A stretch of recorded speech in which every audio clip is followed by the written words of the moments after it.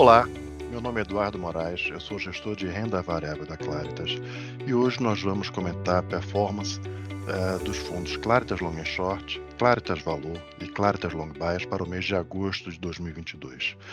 Antes eu queria fazer um pequeno comentário referente ao Claritas Long and Short. Gente, a gente agora no dia 4 de setembro, estamos completando 20 anos de histórico nesse fundo.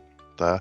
152% do CDI nesse período, cota 12,3%, 12,3 vezes. Então, R$ 1 milhão aplicados lá na cota 1, hoje seriam 12 milhões e 300.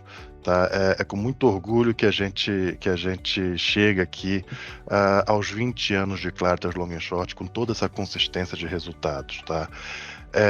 Vou dividir com vocês alguns slides para a gente passar aqui pelo resultado do mês de agosto. Tá?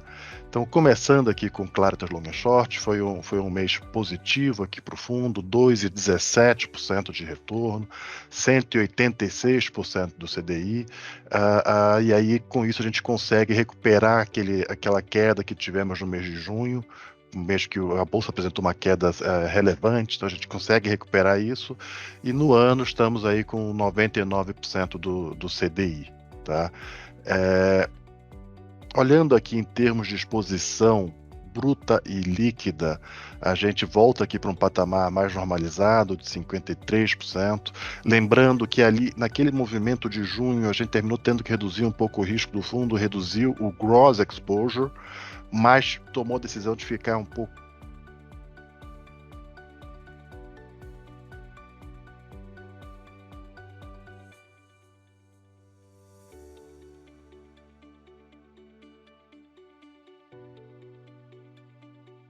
9%. Principais destaques para a performance positiva aqui no mês de agosto, em pares, vale mencionar aqui Sabesp contra Sanepar, acho que um pouco a percepção de uma chance maior do Tarcísio ganhar aqui para o governo de São Paulo, o que teria implicações muito relevantes aqui na gestão da Sabesp com a potencial privatização. Tá? A CPFL contra a Engie, aqui também, desculpa, eu estava falando de Sabesp contra a Sanepar, mas Sabesp contra a Eletrobras também um destaque positivo, tá?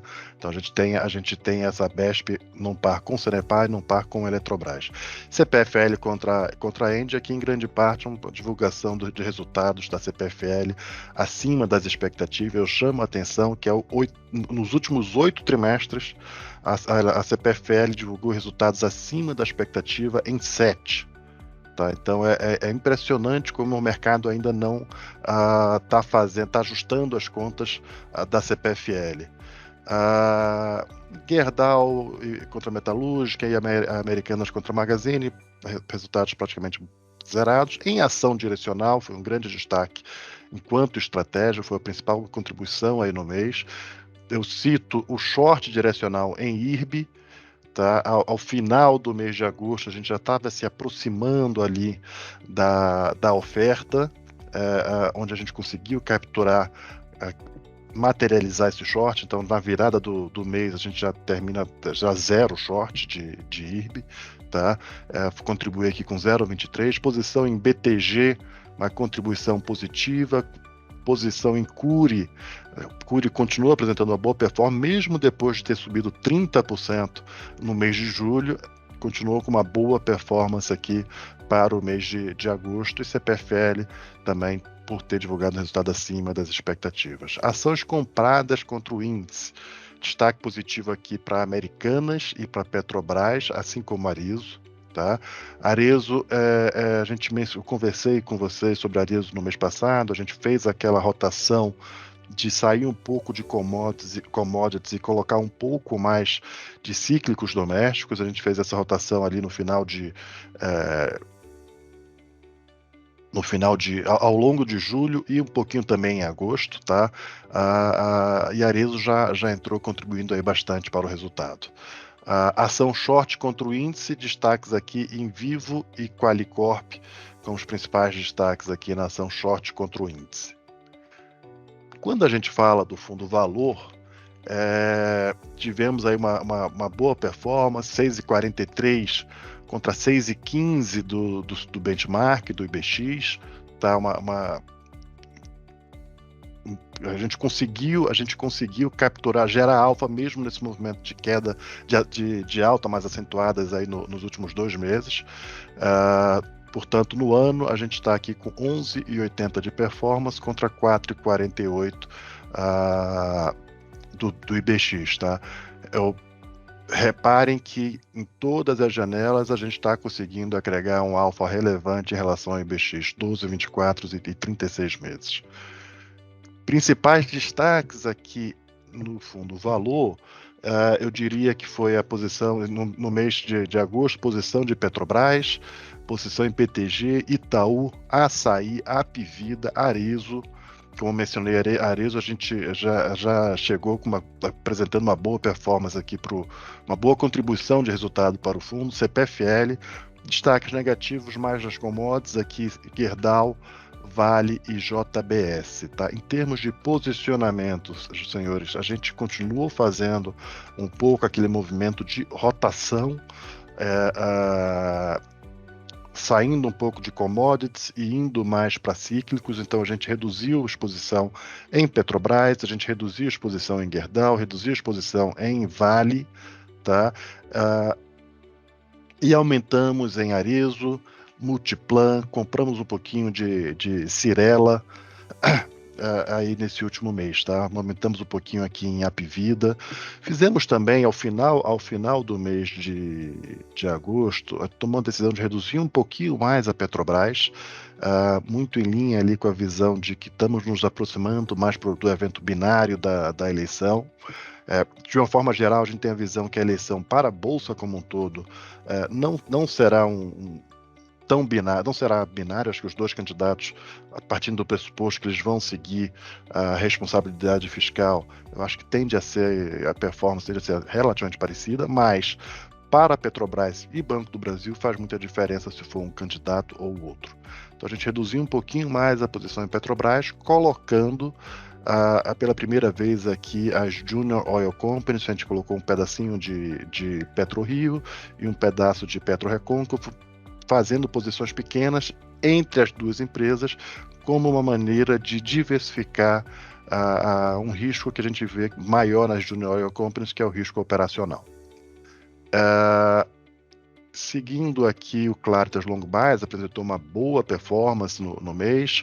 No ano ele está aí com 11,67%, então fez 7,27% nesse mês de agosto. No ano ele está com 11,67%.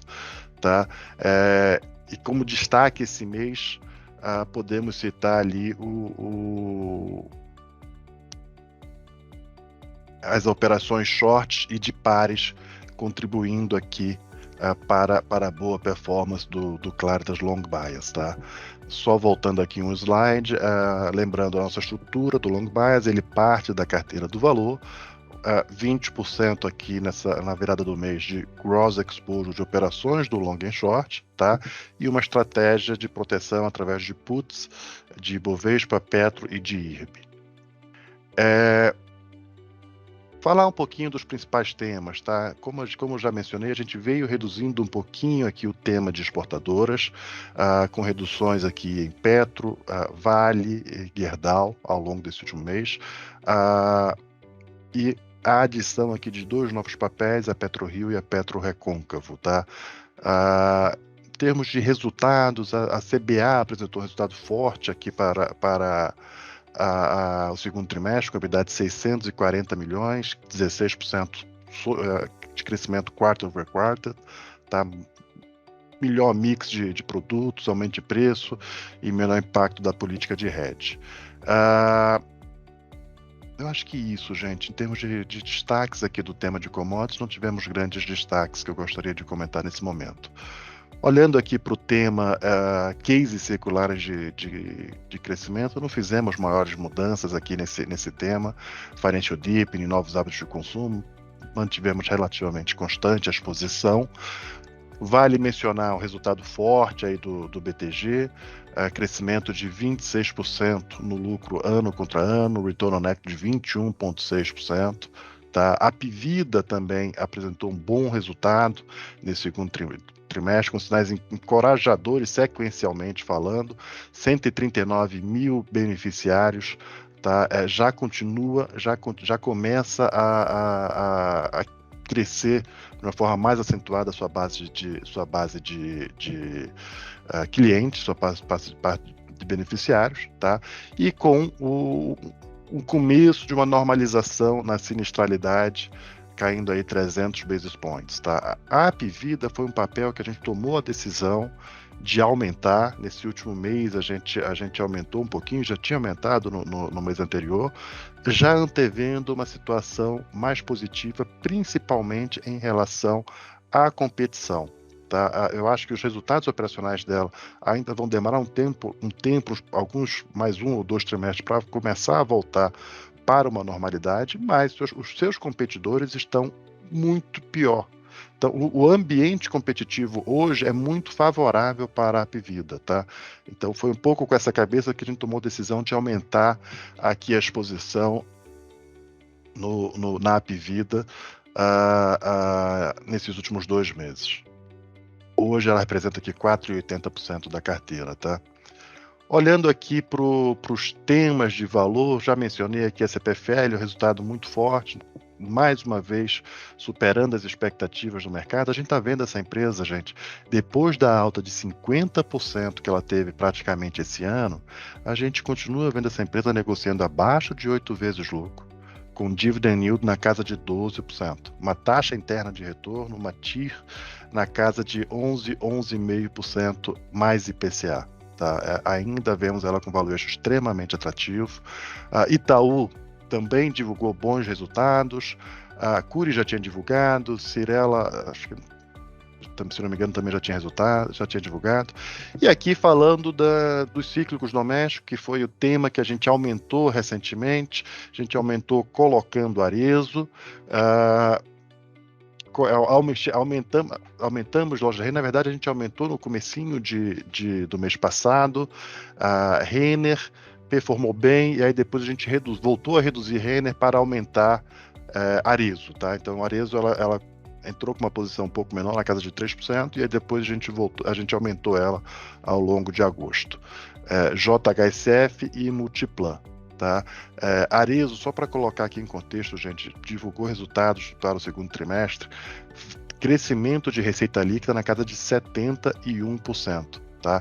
Com crescimento de EBITDA. Renner também divulgou resultados bem interessantes aqui para o segundo trimestre, principalmente quando a gente olha para a parte de varejo. Decepcionou um pouco na parte de crédito, né, na parte de crédito ao consumidor, mas a gente entende que mais 1 ou 2 trimestres esse segmento de crédito ao consumidor volta a uma normalidade. É isso, senhores, que eu teria para comentar sobre o resultado, sobre a performance dos fundos nesse mês, e fico à disposição aí para qualquer esclarecimento adicional, tá? Muito obrigado.